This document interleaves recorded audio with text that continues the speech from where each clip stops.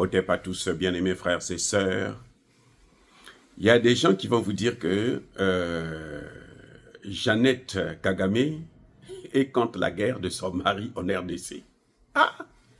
Congolais, Africains, comment nous on va être aussi naïfs que ça?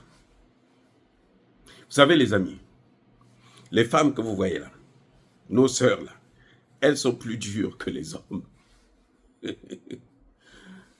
Chez nous, en Afrique là, lorsque vous êtes envoûté par une femme, c'est pas du gâteau les amis.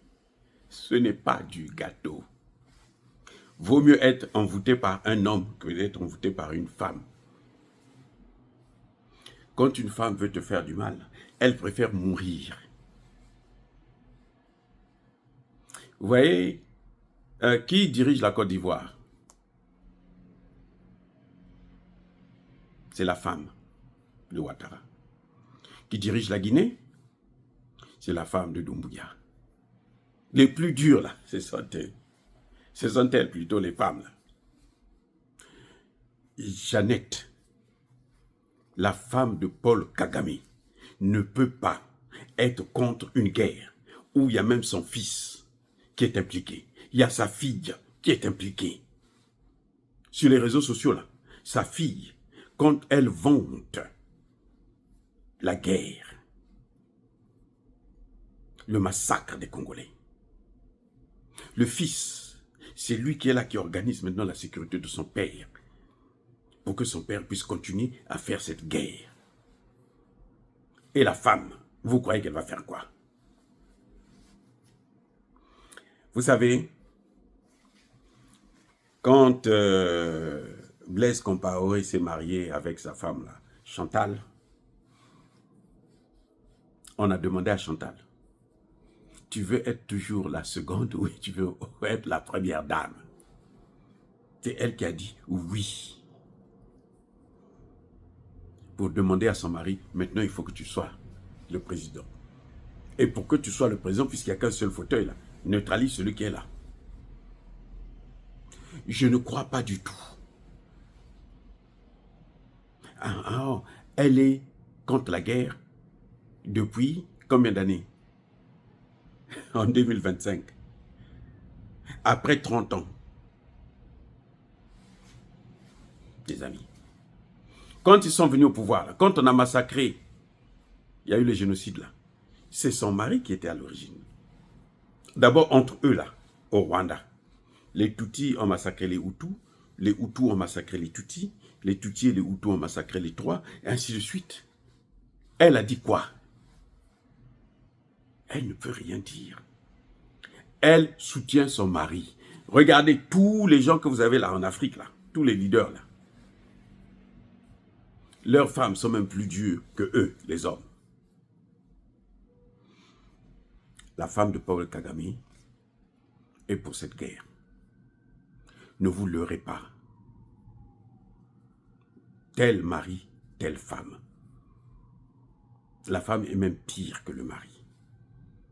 Parce que la femme, quand elle te tient, elle préfère mourir que de te lâcher. Les amis, on ne joue pas avec ça. Et il faut arrêter d'être là à faire... Vous l'avez déjà entendu même parler, non? La RDC là, mais vraiment... Vous l'avez déjà vu quitter le Rwanda, venir en RDC, voir la femme de Tshisekedi, ou voir le président Tshisekedi, vous dire, mais comment il faut faire? Arrange le problème avec ton frère, pour arrêter cette guerre. Vous l'avez déjà vu? Vous l'avez déjà vu, on dit qu'elle est réservée, elle ne fait pas la politique. Qui vous a dit ça? Qui vous a dit ça? Mais elle fait la politique, elle, ça se passe au lit. La femme de quelqu'un, il fait quelque chose, vous dites que sa femme est contre ce qu'il est en train de faire, mais sa femme va le neutraliser. Si elle n'est pas contente, là, ce qu'elle fera, elle va le neutraliser.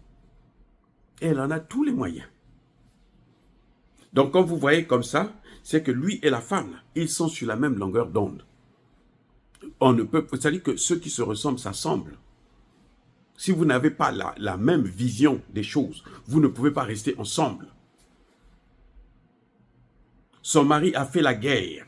Ça fait bientôt 30 ans que son mari est en train de faire cette guerre au Congo. 18 millions de morts.